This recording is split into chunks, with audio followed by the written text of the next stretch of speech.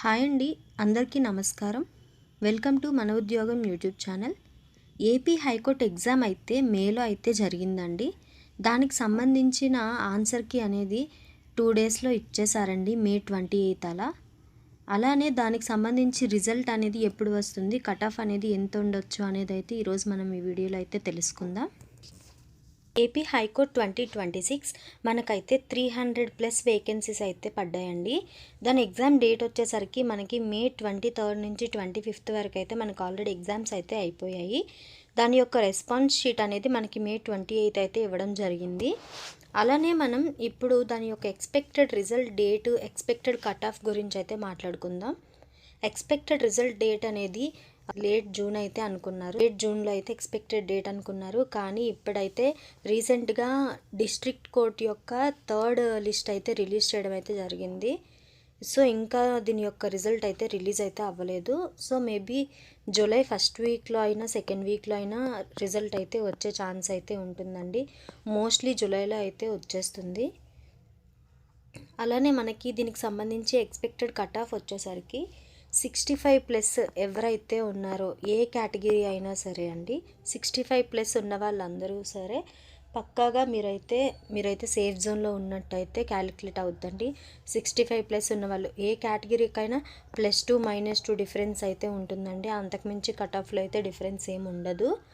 మీరు ఏ కేటగిరీ వాళ్ళైనా 65+ ఉన్న వాళ్ళైతే సేఫ్ జోన్లో ఉన్నట్టు.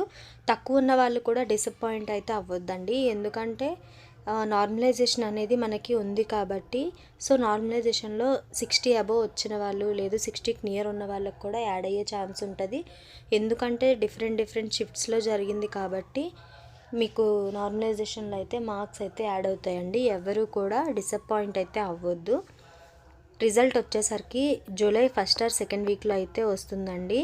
1st కానీ 2nd వీక్లో అయితే వస్తుంది. కట్ ఆఫ్ అనేది 65+ ఉన్న వాళ్ళందరూ సేఫ్ జోన్లో అయితే ఉన్నట్టు, ఎవరు ఫీల్ అవ్వద్దు. అలానే మనకి డిస్ట్రిక్ట్ కోర్ట్ నోటిఫికేషన్ కూడా వస్తుందండి. అలానే స్టేట్కి సంబంధించి చాలా నోటిఫికేషన్స్ అయితే రిలీజ్ అవుతున్నాయి. మీరు ఎవరు ఫీల్ అవ్వద్దు. ముందుగా వేరే దానికి ప్రిపేర్ అవుతూ ఉండండి. అలానే డిస్ట్రిక్ట్ కోర్ట్ ఎగ్జామ్లో ఇంగ్లీష్ అనేది ఉంటుందా అని అయితే చాలా పెద్ద క్వశ్చన్గా అయితే ఇప్పుడు ఉంది. ఇంగ్లీష్ ఉంటుందా లేదు అనేది ఎవరికి తెలియదండి. మీకైతే నోటిఫికేషన్ అయితే రిలీజ్ అయ్యి సిలబస్ వచ్చే వరకు ఎవరు చెప్పలేదు. దాన్ని కరెక్ట్గా మీ ప్రిపరేషన్లో అయితే మీరు ఉండండి. మీరైతే ప్రిపేర్ అవ్వద్దు అని చెప్పను నేను. మీరైతే ప్రిపేర్ అవ్వండి. ఇంగ్లీష్ ఉంటే హ్యాపీ, లేదంటే లేదు. మీరైతే ప్రిపరేషన్ అయితే ఆపొద్దు. చేస్తున్న వాళ్ళైతే చేయండి. లేని వాళ్ళు అయితే స్టార్ట్ చేయండి మెల్లగా. కొంచెం టైం ఇచ్చి అయితే ఇంగ్లీష్ చదువుకోండి. మీకు ఎగ్జామ్లో అయితే యూజ్ అవ్వచ్చు. ఓకే, మరిన్ని అప్డేట్స్ కోసం మా ఛానల్ని అయితే చూస్తూ ఉండండి. ఇలానే లేటెస్ట్ అప్డేట్స్ అన్నీ చెప్తాను. మీకు ఎవరికన్నా ఏమన్నా డౌట్స్ ఉంటే కామెంట్ సెక్షన్లో తెలపండి. అలానే ఎవరికి ఎన్ని మార్క్స్ వచ్చాయి, ఏ కేటగిరీ నుంచి రాశారు, ఏ పోస్ట్కి రాశారు, ఏ షిఫ్ట్ అనేది కూడా చెప్పండి కింద కామెంట్ సెక్షన్లో. అలానే మా ఛానల్ని సబ్స్క్రైబ్ చేసుకోండి. మీకు నచ్చితే లైక్ చేయండి, మీ ఫ్రెండ్స్కి షేర్ చేయండి. Thank you.